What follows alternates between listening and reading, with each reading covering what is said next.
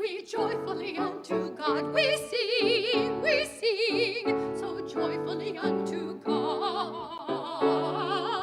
To God, so joyfully unto God. So joyfully unto God.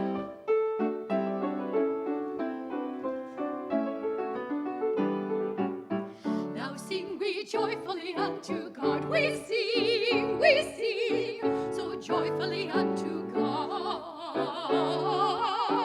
To God, so joyfully unto God. So joyfully unto God.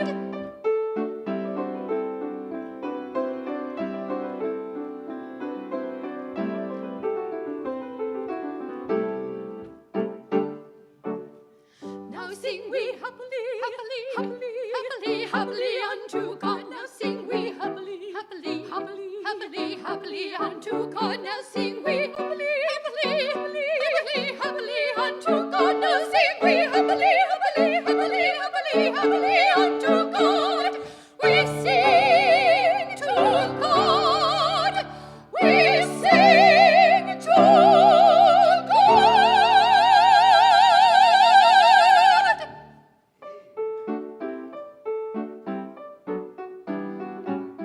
Now sing we joyfully unto God. We sing so joyfully unto God. To God, so joyfully unto God. So joyfully unto God.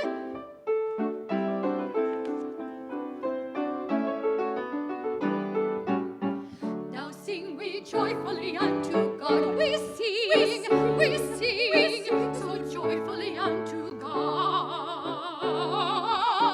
To God, so joyfully unto God. So joyfully unto God. So joyfully unto God.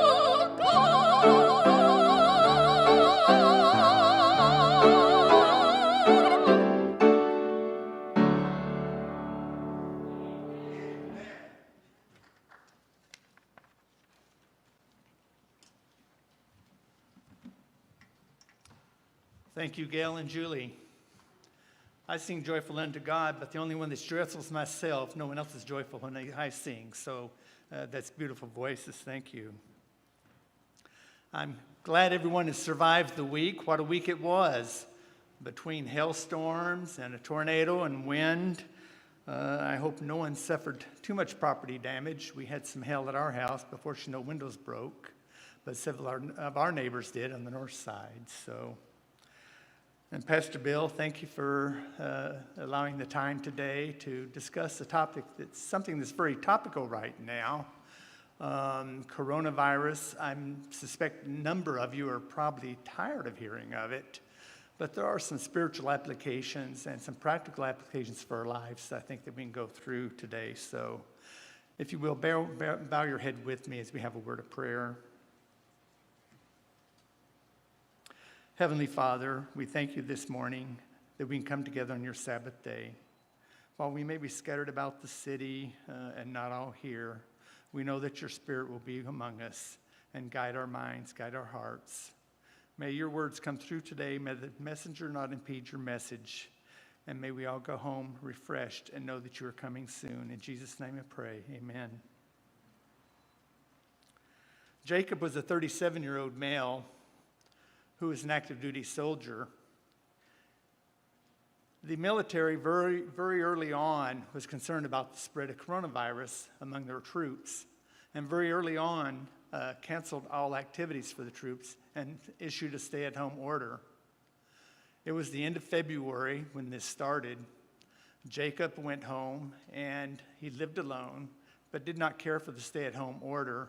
And Marty Gras was coming up, and he thought, I've got time off, and I know we're told not to leave, go for more than 40 miles from our home, but it was just too much of a temptation. And so at the end of February, Jacob went over to Marty Gras. Everything went well. He came back home, but a few days later, he came down with a low-grade fever. He came to our emergency room, and was diagnosed as a URI, but was tested for coronavirus and told to go home and do not go out and leave your home until you hear from us whether you have coronavirus or not. Well, the next day, Jacob was feeling worse, and so he called an ambulance that took him to another hospital. This was another ambulance crew who was now exposed, who was not suspecting he had coronavirus. The emergency room there gave him Tylenol, told him this is going to have to run its course, and told him to go back home. Well, the third day, he came to see me in my residence. By that time now, he was now not getting enough oxygen. His oxygenation levels were low. He did not have to be a ventilator, but we decided we'll put him in the hospital. 2 days later, Jacob had to be put on a ventilator. 2 weeks later, he was put on dialysis. And 3 weeks later, Jacob died. Just what are we dealing with here? What is this pandemic that's ravaged our society today? Well, I want to talk just a few minutes about this. First off, I'm sure you're tired of hearing this. As a matter of fact, it's probably not a bad idea to turn off social media sometimes because a lot of the information you're hearing is downright wrong. So what I hope to do today is kind of give you a fair representation of where we've been, where we're at, and where we may be going to, and how it applies to our Christian lives, because there's a lot of practical Christian applications for our lives. Remember, we're strangers and pilgrims on this earth. It does seem like a strange place to us right now. Many of us long to go back to 3 months ago, the way things were. But it's much like after 9/11. Things are going to be changed permanently now. And it's another indication that Jesus is coming very soon. So let's spend a few minutes on this topic.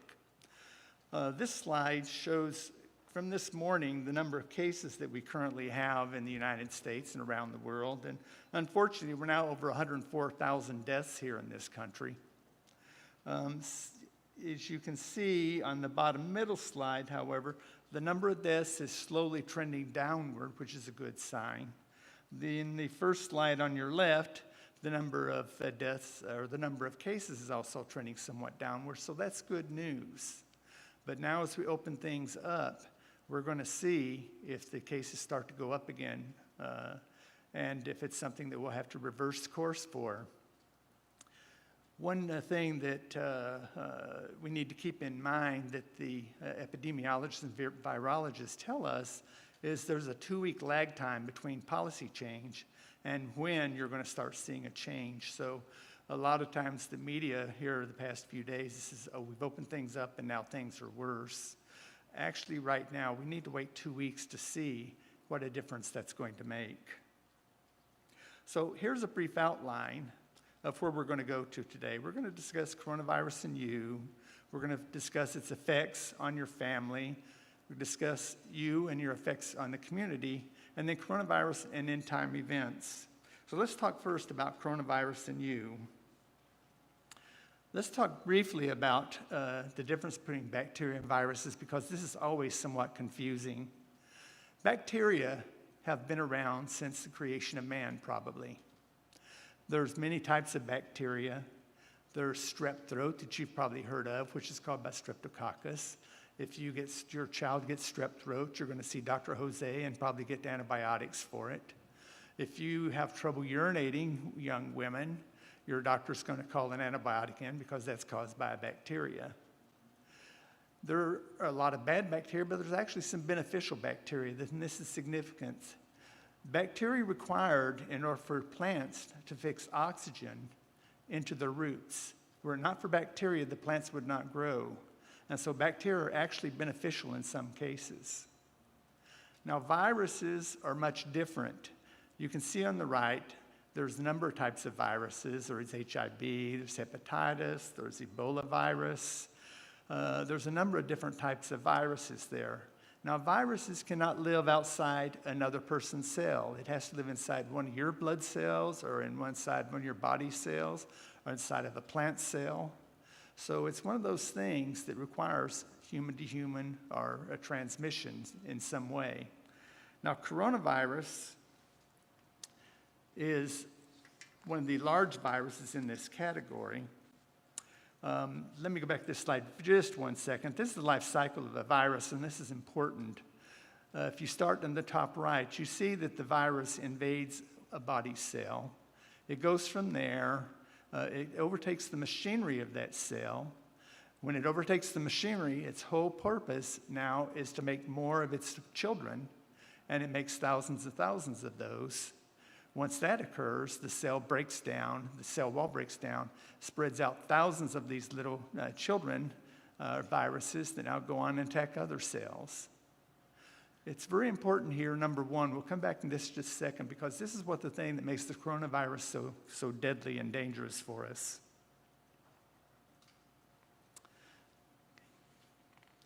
Other way. Oops. Oops, that's not doing it. What do we do here? Okay, one moment. Hit the play button.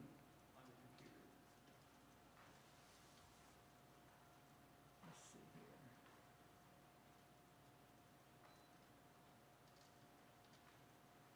here. Okay, now go down. Go to slide number 9.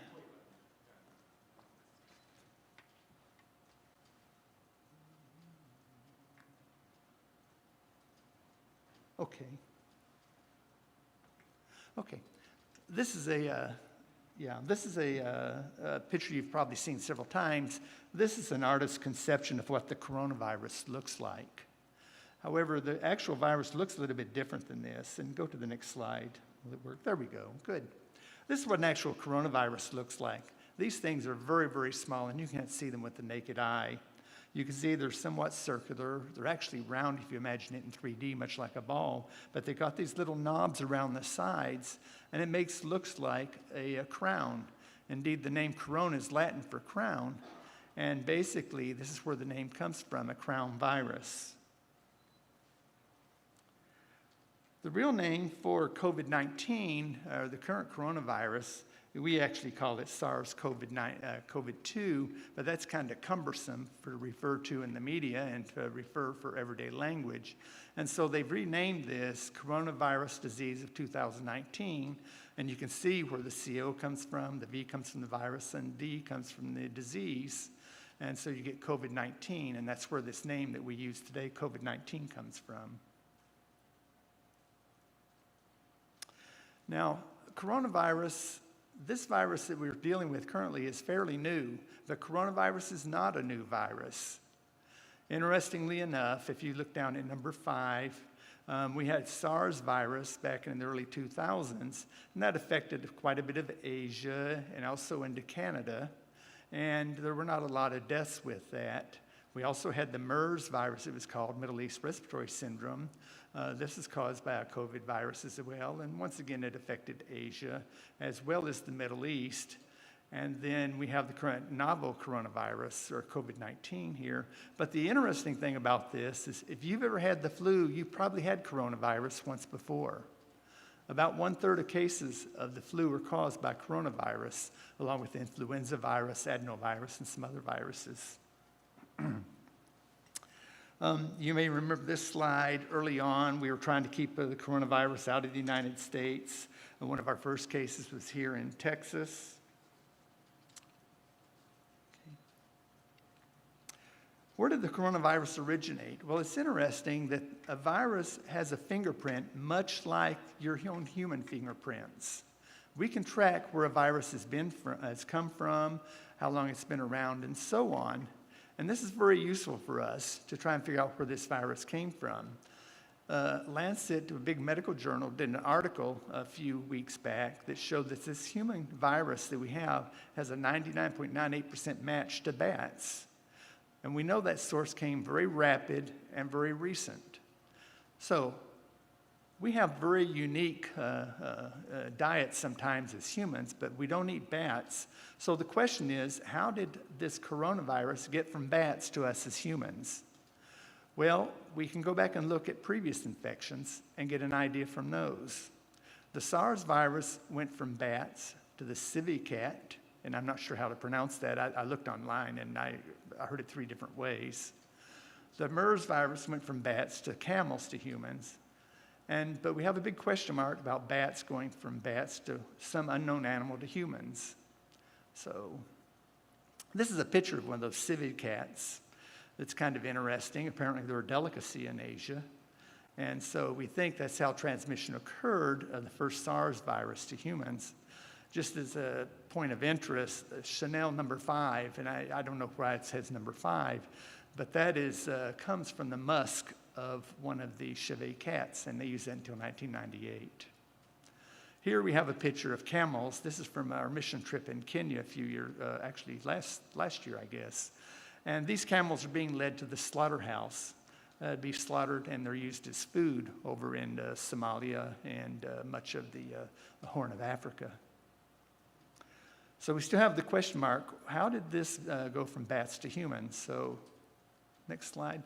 Well, there's another source that's kind of interesting that we found in nature that there's a 99% plus match once again for the coronavirus in something called pangolins. Now, I've never heard of a pangolin before, but they're kind of like anteater type animals that have fish scales. And apparently they're somewhat of a delicacy over there in Asia, as well as have medicinal value. And so they illegally have been killed, and they're strongly suspicious they have been the agent where the coronavirus was introduced into the wet market. Now, I'm not sure how to say this. We, on a mission trip to Mongolia, spent a couple days in Beijing here and visited one of these. It's called a hutong. And what these are is they're kind of outdoor markets that are mostly in alleys between tall buildings where people go and buy lunch at. And you can buy a number of things there. They're actually fascinating places to visit. But this is one of the things that had us interested, we were interested in. This is one thing that was for sale, an example. And if any of you read Chinese, I'd sure like to know what this is. But it was kind of a mixture of vegetables and kind of stringy legs or something with tentacles on it. And people would just take these with their chopsticks and eat them like a bowl of rice. You notice there's no refrigeration. And so it's a real good setup for transmission of disease. Now, let's talk about this slide for just 1 minute. Why is this disease so dangerous for humans?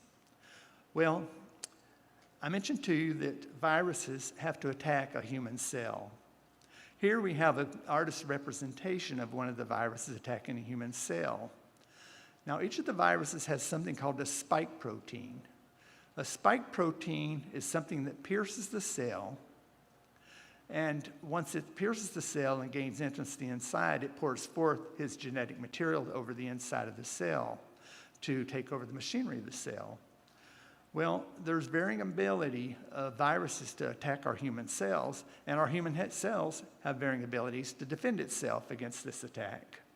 The thing that's so unique about this COVID-19 virus is that due to a genetic mutation, that's 10 times more likely than SARS or MERS virus to gain entry into our cells than the previous SARS virus did. I'm going to go ahead and skip this slide. So here's somewhat of a philosophical question. Where did viruses originate? This is a question that even perplexes evolutionists. Usually, according to the theory of evolution, when you have mutations, in their theory, it means that the condition and animal kingdom is getting better. But anytime a virus attacks the humans or plant cells, it causes all kinds of problems. And so actually, the presence of viruses is one thing that speaks for nature gone bad. That is, God's creation that's been attacked by some malicious force. I mentioned that some bacteria are beneficials, but it's feeling now among a lot of people that viruses are the thorns and thistles of nature from Genesis 3:17. That once sin was introduced into the world and the creation was cursed because of Adam's sin and because of Eve's sin, eating the knowledge of fruit of good and evil, there's a malicious agent introduced into our environment. Now, this malicious curse does not just affect our physical well-beings, but our spiritual as well. In a book by Dr. Warren Leroy Johns, who was general counsel for the General Conference for a number of years. He wrote a book that's very interesting. He wrote a book that is called I didn't write the name of the book down. It'll be on the next slide. But I'll just read this to you. Since the Ten Commandments represent a written translation of God's perfect character, can humans reflect God's perfection, infected as they are with flawed ancestral DNA? Not a chance without the law being rewritten on their DNA under the life-giving power of the Holy Spirit. The strongest-willed, flawed human is incapable of earning salvation. A ritualized menu of good works does not cut it. God does not judge by external appearance. And the name of this book by Dr. Johns is The Case for Jim Morrison, Discovering the Truth About God. You see, as Doug read in our scripture, we're not fighting against things, physical things that we can see. It's the hidden things, the viruses, the powers of evil that are attacking both our physical beings or spiritual beings. What about coronavirus in my family? I am sure you've all heard of the symptoms of coronavirus. They're kind of protean. It's one of those things you've all heard of before: fever, cough, short of breath, sore throat, headache. One of the more interesting symptoms, however, is affecting your loss of smell. A lot of people are losing their ability to smell.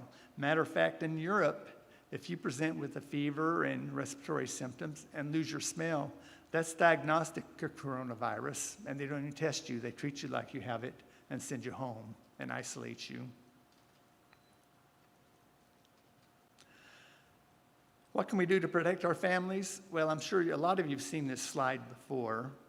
Hand washing, we all know, is very important. We learned this from the Diamond Princess, where coronavirus first broke out on a cruise over near Japan. A number of these people were isolated, and they're able to examine how the virus is transmitted from person to person. And one of the ways they found was by insufficient hand washing. And this is where the 20-second idea of washing your hands comes from. And if you read through this, wash your hands like you just got through slicing jalapenos for a batch of nachos, and need to take your contacts out or put them in.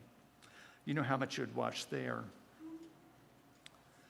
Let's talk about vitamin D for just a second. Now, let me give you one piece of good news. Coronavirus is not going to kill you. What's going to kill you is the inflammatory response that your body has to the coronavirus.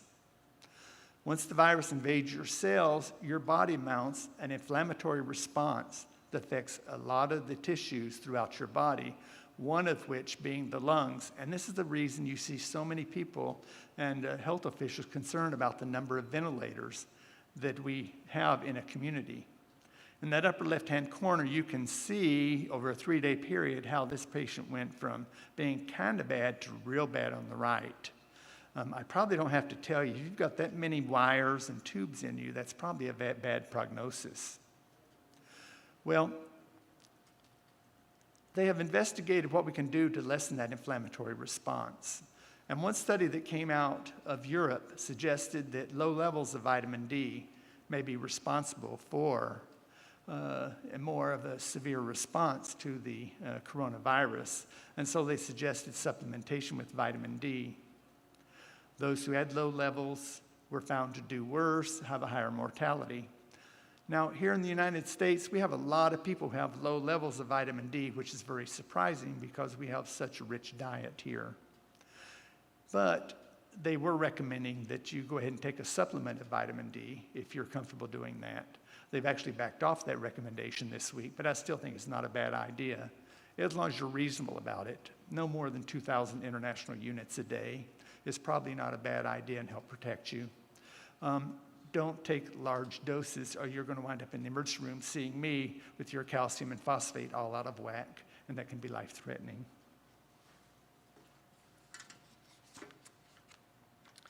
Let me talk just briefly about our diets. A recent WHO, World Health Organization official was misquoted as saying that people who are vegetarians don't die from coronavirus.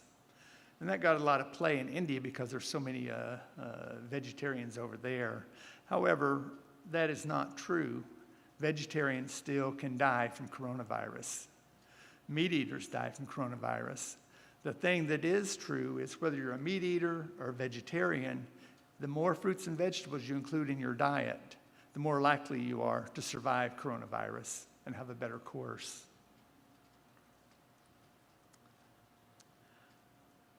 I'm going to go through these slides real brief here. We can go into a lot of detail talking about the children of Israel. I'm just going to point out a couple things about this. One thing that's interesting about the children of Israel is when they left Egypt is they left a land that was rampant with disease. They've done CAT scans, MRIs, spectroscopy scans on mummies, and they have found a lot of things about these mummies. One of the big things is they had a lot of tuberculosis. They were full of worms, which is probably not surprising as they drank directly from the Nile River. They did not have good sanitation or water filtration techniques back in those days. They died of syphilis, and they had all kinds of health problems related to their diets. So is this environment that Israel left about 600,000 people? Now, that's just the men on foot. When you estimate the number of women and children and men, you're probably looking at 1.5 million people. Now, they just did the census on San Antonio, and we are now well over 1.5 million people here. We're now number 7 in the country, and they estimate we'll pass Philadelphia as being 6th largest city in the country pretty soon here. So just imagine, if you will, trying to move the population of San Antonio out through the desert, say, to halfway to El Paso or something across the desert, the logistics of that.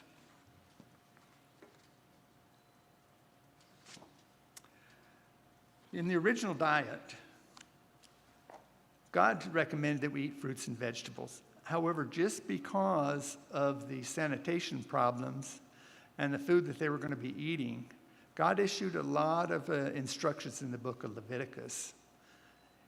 A lot of times that's passed off being ceremonial, but you can see from Ellen White here in Patriarchs and Prophets, she states that these were not just ceremonial and arbitrary regulations, but they were sanitary principles. And go ahead.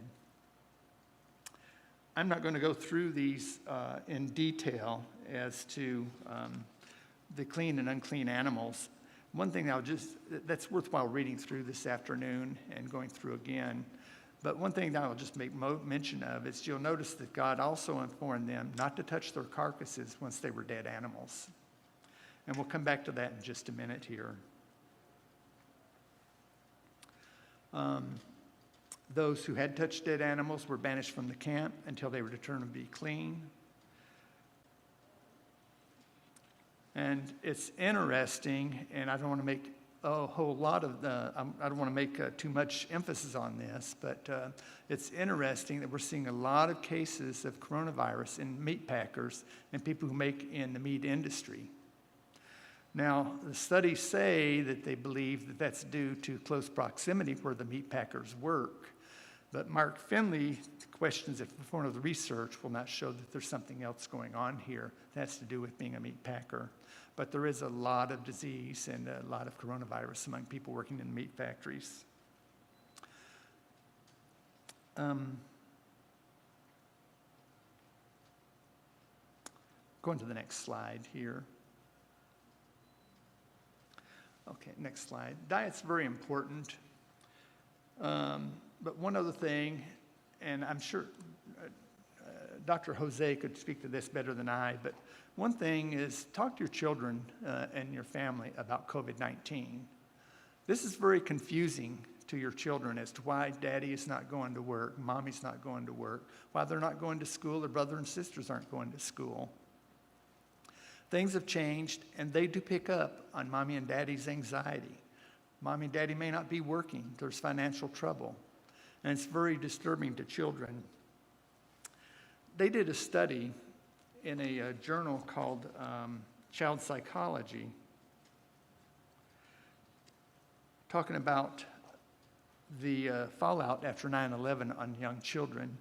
And they found in preschool children that more than direct exposure to trauma was the psychological state of the mother as to how well the child did handling the emotional stress of the situation. If the mother was anxious, the child was anxious and developed emotional problems. So it's very important as parents that we portray that we have a stable environment at home for them. This is a wonderful time for us at home to be having worship with our children. This is a wonderful time for us to be calling grandma, for the loved ones out of town. I love that the church here is checking on everyone. We've got a phone committee here calling and checking on people. You know, there's a lot of disadvantage not meeting in person, but there's a lot of advantage of what can be done with the telephone and with social media, connecting with each other with Facebook, Zoom, and so on. We would have really been isolated 30 years ago with all these social media outlets. So social media can be a very good thing. Let's talk about me and my community.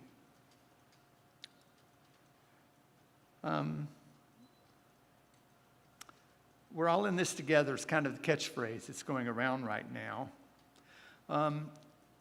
In the emergency room, we're very appreciative of all the support, and I'm sure this goes for first level providers, paramedics and EMS, of all the support we're getting.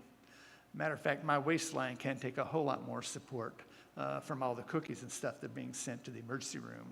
But we truly do appreciate the support and your love and prayers. I've seen some humorous posters that have related to this social distancing. If you own cats, I hope you're not offended by this, but I felt this way for years. The Park Service is kind of also got in on the act. And I don't know if you can read this or not, but they're kind of encouraging social distancing from the wildlife. This is somewhat timely because Yellowstone this week had only been open for 2 days before the first person got knocked down by a buffalo getting too close. So just remember, wild animals are wild. And of course our pets, they're confused what's going on. I think they've had enough of some of it, so. Quarantining is not a new concept. Quarantining, it goes on a lot in the Bible. Moses was quarantined for 40 years in the land of Midian after he killed the Egyptian because God had a message for him and he needed to readjust his mindset. Elijah ran from Jezebel to Mount Sinai, where God made him stay for 40 days for rest and relaxation and to realize his need of God. Even Jesus went into the wilderness for 40 days after he was baptized to pray and commune with the Father.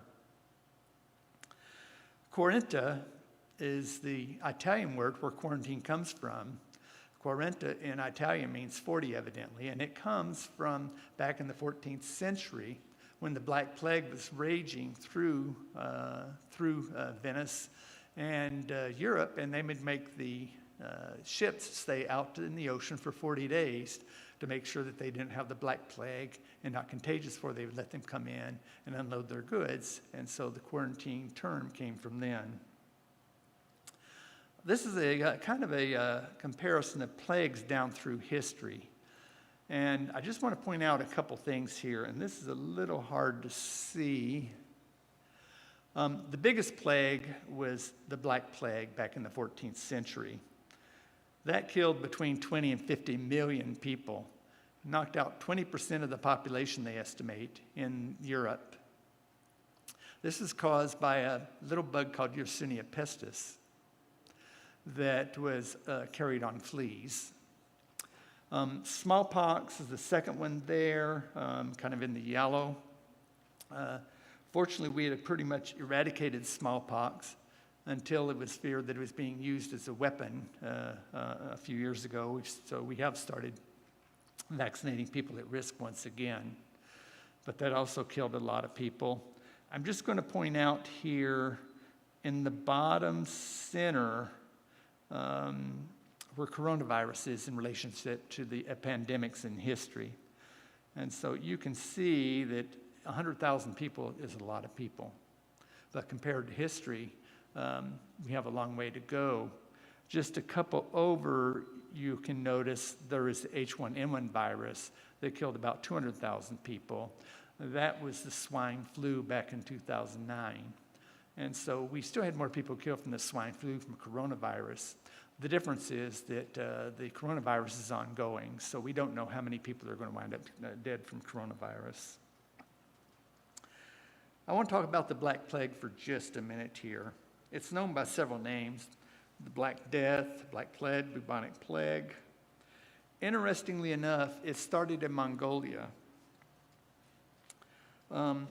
It was brought to them across the Asian continent, across to Europe, by Genghis Khan as his men decided to conquer all throughout the world at that time. Matter of fact, people forget that the Mongolian Empire was the largest empire in history.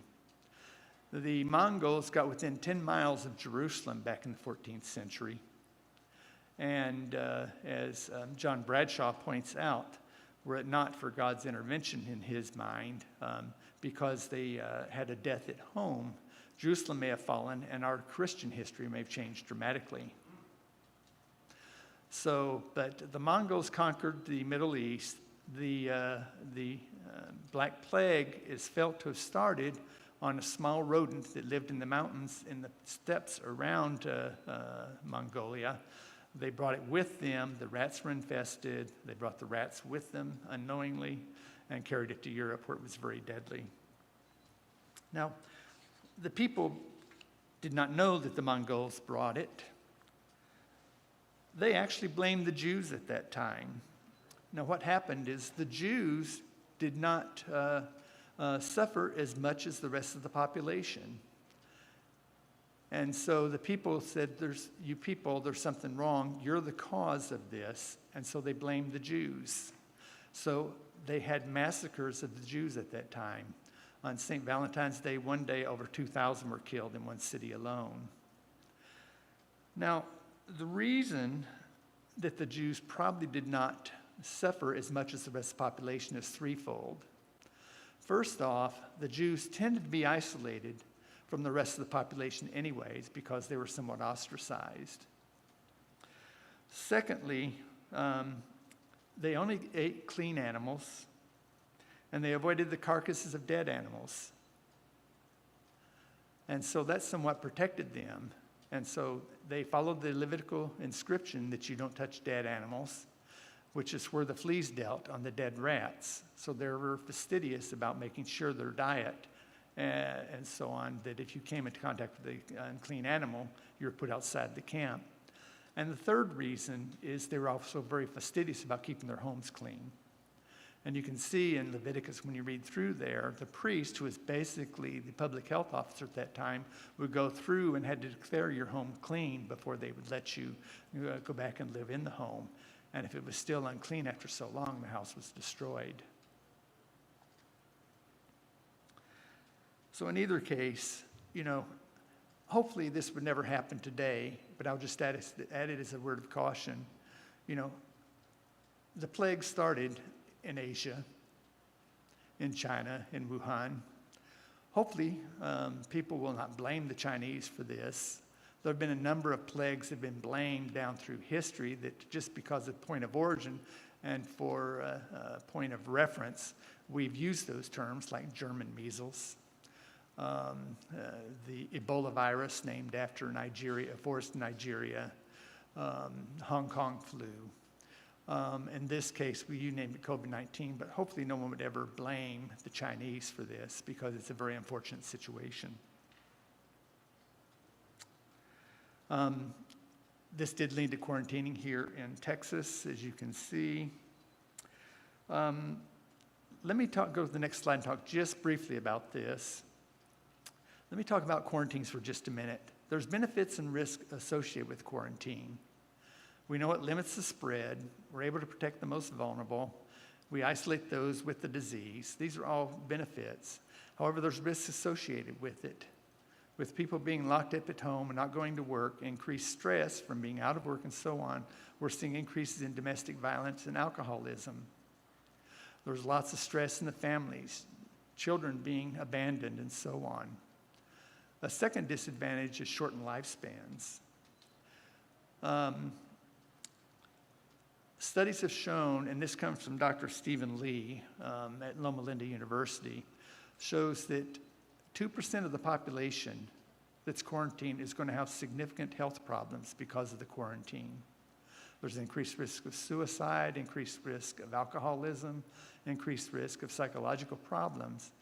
And of that 2% who are affected, there's 9 years of life lost on average because of that.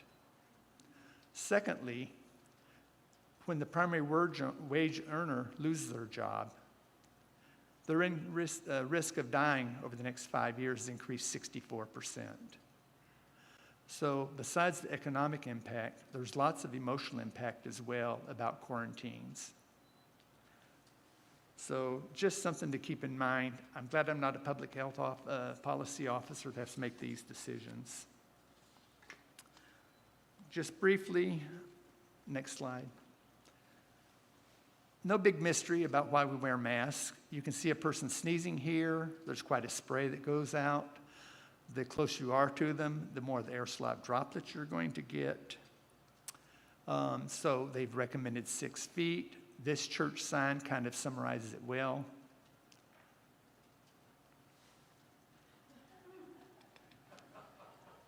One important point to remember when it comes to masks, masks really do not protect you from getting coronavirus.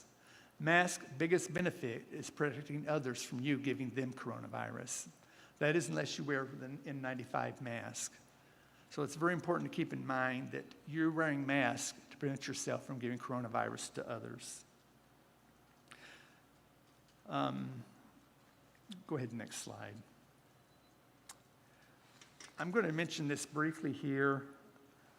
Early on, when we first started learning about coronavirus, there were 2 funerals in a little town called Albany, Georgia. Albany, Georgia is down the southwestern part of the state. It's very rural with a very elderly population.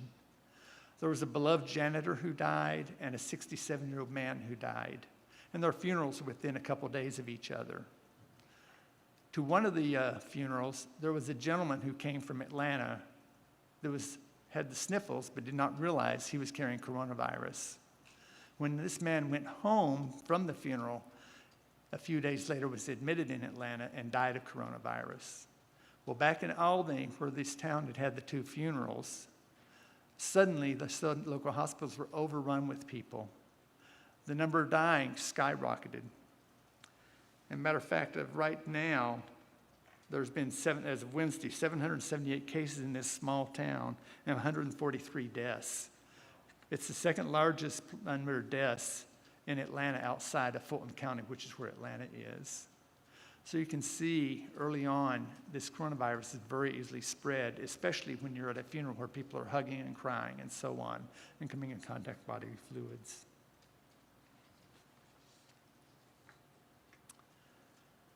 Wearing a mask is showing your neighbor that you love them, that you care for them. Some are chafe against it, and I'll admit I've chafed against this myself, not wanting to wear a mask. But wearing a mask shows your neighbor that, hey, I'm wearing a mask because I love you and I want the best for you. I'm keeping my distance in the store because I know you're concerned about getting coronavirus. You're working in a store getting minimum wages. You're worried about taking coronavirus home to your family. I'm keeping my distance because I love you and I'm concerned about you.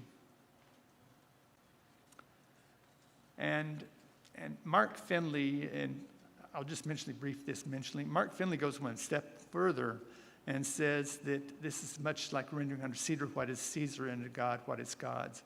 He said we should obey the authorities who are giving us these recommendations right now. Let's go to end-time events briefly here. I'm going to mention vaccines just for a minute because everyone is pinning a lot of hope on vaccines. Now, I cannot predict the future, what a vaccine is going to show. But we can look at the past, and I can give you a few numbers here that we know. The fastest vaccine ever developed in history was the mumps vaccine back in 1967. That took 4 years. Ebola, it took 19 years to develop a vaccine. The MERS virus that's been around for years, we're still working on that. We've never developed a vaccine for coronavirus. However, the good news is we've never had such resources and money and scientists working on a vaccine. So there is hope, but a vaccine first has to be tested to make sure it's safe and also to see if it's going to work against the coronavirus. I will just say that when it came to the Spanish flu, which the other thing you probably heard a lot of, is the Spanish flu killed a lot of people back in 1918. However, the Spanish flu did not suddenly go away after 1918. The Spanish flu was in our society until 1957, until another strain took over. Every year there were cases of the Spanish flu through the winters. And so it may be we're going to go through coronavirus for a number of winters after this.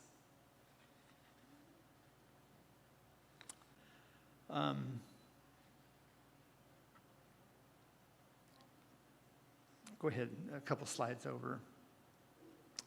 Next, yeah. Coronavirus is bringing a lot of dangerous doomsday predictions. Right now, this is the right time for the televangelists. They're all talking about the four horsemen, the apocalyptic horsemen of Revelation 6 right now. We want to keep level heads about this. This is one of the signs of the end. But there's bigger signs of the end, just coronavirus. There's the coldness of heart that we see in society today. We know the end is near. And so we want to keep a level head. Yeah, coronavirus is bad, but we don't go off on tangents, picking verses out of Revelation and taking them out of context.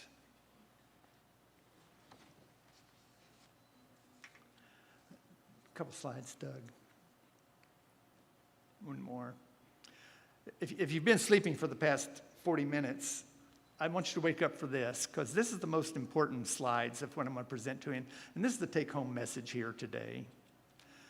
God is a God of love. God did not send the plague of coronavirus. Viruses exist because of man's choice to sin. It's part of what happened in the garden. It's part of the weeds that grew in the garden because of man's choice. If you take away choice, you take away the ability to love. If you take away love, you take away man's ability to be happy. We would be doomed were it not for what Jesus Christ did for us, because of offering us new in place of Adam, the first Adam, a second Adam, and hope through a new life in Jesus Christ. Because of that, we know Jesus is coming again soon. My dad got sick early on. Go back, Doug.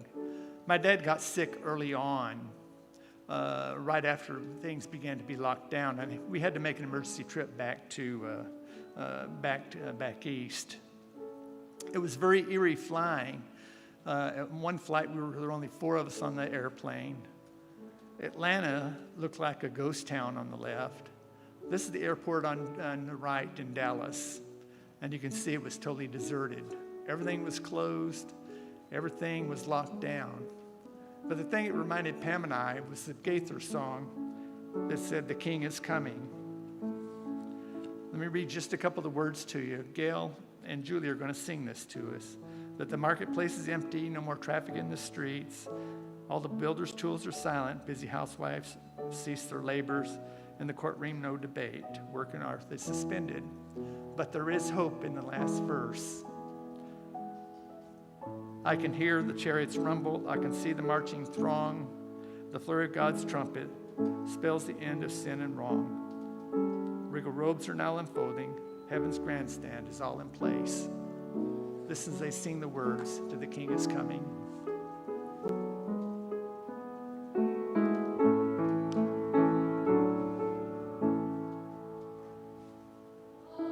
Marketplace is empty, no more traffic in the